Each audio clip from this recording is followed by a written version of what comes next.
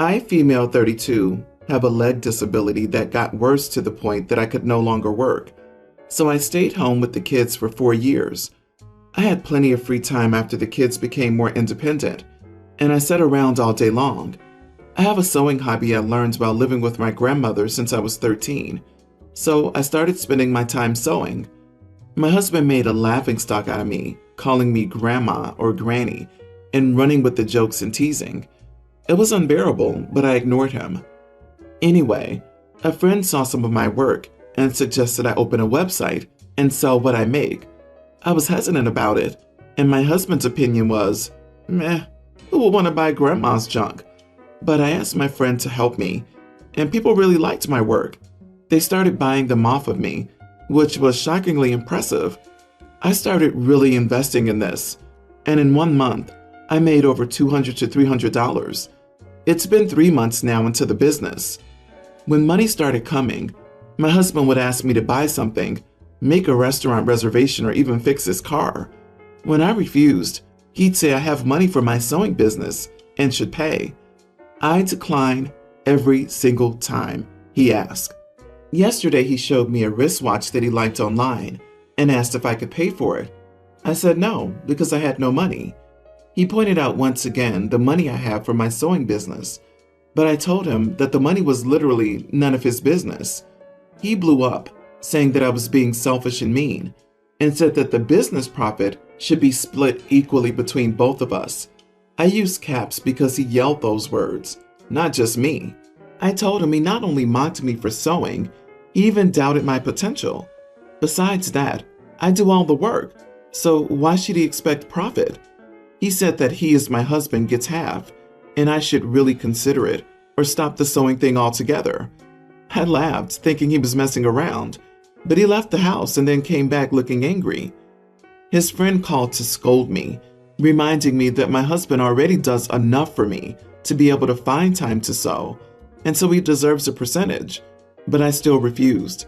Now his family's pressuring me to share the money, but I'm still refusing. Am I the idiot? Everyone's the idiot here. Your husband sucks for belittling you and discouraging you, but I assume your husband works and has been bringing in an income that he used to pay for food and shelter. You got to share in that, didn't you? Your husband may not deserve a percentage, but you're supposed to be in this marriage together. It doesn't sound like you are. If that's the case, end it with him so you can both find someone more suitable. He's a bit of an unsupportive jerk, but why is your income only yours and his is both of yours? A bit? No, he's a huge, massive, raging, unsupportive idiot. I'm with the wife on this one, though I have to say, if my partner were as disrespectful as OP's, then I would have been gone long ago. He has no respect for her or her business. He's just sticking his grubby hands in the piggy bank now that she's making money. How much would he be paying for before and after school care for their children so he can go to work? Her business is a home business that she does in addition to being a stay-at-home parent. Is he paying her for her job or investing in her business? It seems like he's asking for things for himself. Fix his car, buy a watch, take him out to a restaurant, not the household. So, not the idiot. He mocked, laughed, and called you names, but now that your hobby's making money, he wants to spend it for you. Also, because his friend and family are all in your personal business, his pressure didn't work, so he's trying to use friends and family to pressure you. So, do you two even like each other? I don't think so. I am 20 years old and currently attending college. In one of my classes, there's a girl who's on the autism spectrum. I'll call her Melissa. I had never interacted much with her, but we recently ended up in a group project together. Our group divided itself into duos to do each part of our project, and I ended up with Melissa. Another group member told me to only give Melissa the easy task due to her condition. Not wanting any trouble, I went along with it and gave her only the easy task. We were working in the library, and she very quickly finished her job. I was still working. A couple of minutes passed, and she mustered all her courage to ask a straightforward question. I'm already finished here. Can I help you? I tried telling her I could handle it on my own, but a few minutes of silence later, she talked again. I don't like group projects. Every time the group never lets me participate properly, like I'm incapable, it upsets me. Her expression was blank as she said it, but she was clearly upset. I empathized with her at that moment. It must be frustrating to be treated as lesser because of how you were born. I then asked for her help and passed some tasks on to her. Although her expression was blank, I sensed her eyes spark with joy. So with her participation, we ended things much faster. The next day we submitted our part of the project to the group, and they got mad at me for giving her a hard task she couldn't fulfill. They called me selfish and cold-hearted, although Melissa clearly wanted to participate. Am I the idiot? Melissa is attending college. Melissa passed the same entrance boards that you and everyone else did to get into that college. This means that she's perfectly capable of doing the work necessary to get a degree. If she couldn't, she wouldn't have passed the entrance boards. It seems that you're the only one of her classmates that has looked past her autism and allowed her to be an actual student. You're the only one of her classmates that has allowed Melissa to determine what her limitations are and not force limitations on her. So, no, not the idiot. The taught mindset of people with disabilities not being able to do certain tasks is harmful, dehumanizing, and excludes them from being helpful or a part of the team. People without limbs can run marathons. People in wheelchairs can play basketball, and so on. Just because someone is visibly disabled does not mean they're not capable of being intelligent, talented, or useful to the team. The other teammates are the idiot because they're stereotyping, being judgmental, and choosing to treat others without respect or seeing them for who they are. Easy tasks are insulting. Also, it seems like Melissa completed the task perfectly and competently. If she did tasks badly and they had to be redone, which created a bunch more work for everyone, that would be a valid reason to stick to giving her easy tasks in the future. But also, that has nothing to do with autism. You should evaluate people on their performance, not their diagnosis. Thank you for being kind. I don't mean for this to sound overdramatic, but Melissa will likely remember you for a very long time for actually seeing her. My late wife passed away 6 years ago. I have 2 kids, Adam nearly adult and Leah teen. Their mom inherited a necklace from her mother. Her mother inherited it from her mother.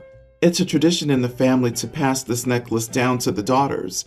My late wife gave me the necklace to keep, and then gave it to Leah when she was legally an adult.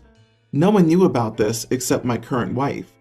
Well, she told Adam about it, and he barged into my office the other day, asking what his mom had left for him. I was confused. I asked what was wrong, and he brought up the necklace. I explained the sentiment behind it, and told him I planned to give it to his sister before she moved out for college. He demanded to have the necklace since he too is our child, but I said it was gifted to his sister specifically, not him. He went on about favoritism and whatnot, but I told him it's a tradition that involves only the daughters in the family. I told him it's his mom's wish, and he should be respectful of it, especially when he has a ton of her stuff. He got enraged and called his mom and me misogynistic idiots for agreeing on, let alone carrying on with this misogynistic BS. I said I was done arguing, and he went upstairs and stayed in his room after yelling at his sister. He refused to eat or speak to either me or Leah. My wife says I should give it to him to keep the peace, but I declined. Not the idiot, but your current wife is. She literally is asking you not to do something your late wife asked you to do. Did you ask her why she told Adam? Does your current wife not like your daughter? Why would she tell Adam when your daughter isn't even aware? What a lovely surprise for your daughter that's completely destroyed. Now that special moment of getting a gift from your late mother is tarnished with Adam's entitled attitude. The first thought that jumped to my mind is she's jealous of your daughter and doesn't want her to have something from her mom. I would really question your wife's actions and have a private word with your daughter to see if she's treating her well when you're not around.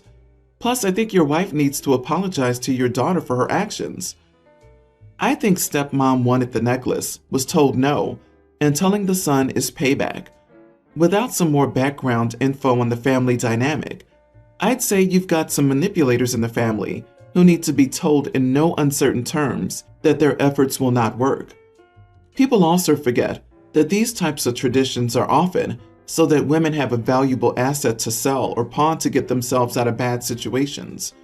If your daughter ever needs to remove herself from an abusive relationship, that necklace may be the thing to provide her with the money she needs to do so. This isn't something that your son would understand without it being conveyed to him, though.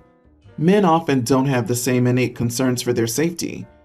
Have a chat with both kids about the more nuanced reasons for these types of family traditions, such as this being a way for your late wife to look out for your daughter from beyond.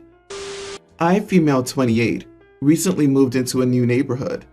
All my neighbors are lovely, especially my next door neighbor, 37 male. Bless his heart, wink wink. He's married and has 2 kids. I noticed that he's been looking towards my house for a while. So far, I'd caught him doing it twice. He had his binoculars with him and was looking at my living room. I hate confrontation, so I closed the curtains and went about my day, but it started escalating. The other day he was peeking at my backyard where I was sitting from his balcony, and his binoculars fell into my backyard. I looked up and he was gone. He knew that I had seen him. I took the binoculars and put them inside. In the evening he knocked on my door, asking how I was and whatnot. I rolled my eyes but kept it civil. He then brought up the binoculars and said, "They must have fallen in your backyard earlier today." I was like, wonder how that happened. He said something about his kids probably messing with them and asked if I could go get them for him.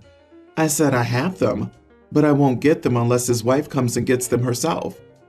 He looked at me shocked and angry and said that these binoculars were his and they were special because he had them from when he was in the military, and said that his wife had nothing to do with this. I told him I would return them once his wife showed up and asked for them. All he has to do is send her over. He threw a fit saying he can't send her because she'll misunderstand the situation. I told him there was no misunderstanding if their kids were the ones using the binoculars, and insisted I won't give them back until his wife got them. We got into an argument, but he kept his voice as low as possible and then left looking furious.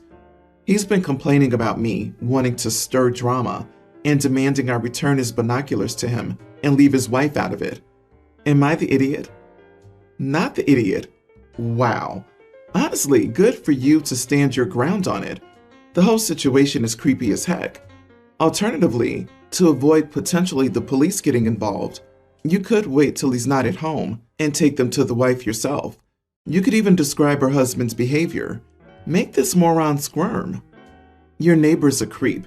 He knows he's doing something wrong, and he's trying to get away with it. I'm sure other neighbors have noticed. If you see Creepy's wife, see if you can talk to her. I wouldn't be surprised if he were caught peeping on other neighbors in the past. This may be why his wife will misunderstand the situation.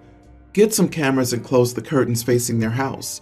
Then if he watches you in the yard again, snap a photo and call the cops. Better yet, take the binoculars to the police station and return them there. Let them know you're uncomfortable with his voyeuristic behavior and want to avoid personal contact. Let the police handle it as they wish. If they end up visiting or contacting him, that might discourage him. It might also let his wife know of the situation in a way that doesn't directly involve you. If the situation escalates, you also have a record of his behavior. Unfortunately, unless he was entering your private property to spy on you, there's nothing you can do about it.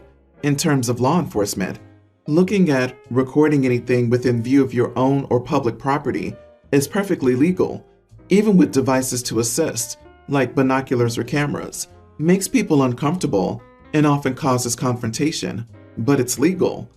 If you don't want to be seen or recorded, it's up to you to block others' views of you. I, 28 male, have a friend, Bill, 29 male. We are part of a whole group and have been friends for at least 10 years. And some of the men and women have even ended up marrying each other. The point is, we've all known each other for a very long time. Now, Bill has always displayed narcissistic personality traits, especially in his past relationships. He's very condescending and thinks he's better than everyone else because he has a well-paying job, owns his own house and car, and all of that. In comparison, some of the other guys still live with family. In his mind, they haven't grown up, and he's better than them. It's usually easy to ignore because he's charismatic, and brings new people to the group. In past relationships, he's been really awful, giving girlfriends a checklist of stuff they need to change to be with him, commenting on their appearance, etc. But because a lot of this was years ago, I think most of us hoped he'd grow out of it. He always describes all his exes as crazy, and we usually believed him. Some we could confirm were crazy because we met them, and we just believed his stories with the ones we didn't meet. Enter his new girlfriend, Sarah, 33. They started dating a year ago. We all got to know her, and she's awesome. She's very down to earth and friendly. She's basically become friends with everyone. Well, Bill asked Sarah to move in with him 6 months ago, so she did, since she saw the relationship getting more serious. Then 3 months later, Bill randomly broke up with her. When asked what happened, he says he just hated that his house no longer felt like his house because of all of her stuff, which everyone thinks is ridiculous. Unfortunately, with the housing and rental market being what it is right now, Sarah had trouble finding a place to move to that would meet her needs. She found one place she took, but the place wasn't available until September 30th, so she had to stay living with Bill. I know from talking with both of them that Sarah wanted to be as mature and friendly about the whole thing as possible, but Bill has done nothing but be as antagonistic as possible. He's done stupid stuff, like blaring the TV when he knows she's trying to sleep, and he's also done really cruel things, like calling up a booty call, putting her on speakerphone, and talking to her about when they could hook up when he knew Sarah could hear it. Anyways, the guys were all hanging out, and Bill kept complaining, trying to sound like the victim in the situation. And I finally said, "Stop trying to play the victim. No one here thinks you're the victim in this. If you could have been mature about the breakup, there wouldn't be any victims. This would have just been a relationship that hadn't worked out. But you made Sarah the victim by all of your actions. So just stop complaining and get over it." Everyone else agreed with me, but Bill got angry and left. Am I the idiot for how I handled it? Not the idiot, but if you're all in agreement that Bill is regularly in the wrong, why don't you just remove him from your friend group? I know you guys have history, but another 10 years are going to go by, and Bill is still going to suck as a person, so why bother with him anymore? Get rid of Bill and keep Sarah. Agree. Also, does Bill call himself an alpha? I have someone in my life who acts like this, makes bad decisions and jumps into relationships that should not happen. It blows up in his face, and he acts like the world is against him, always claims no one wants to listen to him or that people secretly hate him. It gets old. Bill will probably act like this for a while, or possibly his whole life. I think you did Bill a favor by giving him a dose of reality. However, narcissists live in their own little world. I doubt he'll believe anything negative about himself. Also, he's likely to hold a grudge, so he might alienate himself from your group of friends. Bill is really no one's friend except his own.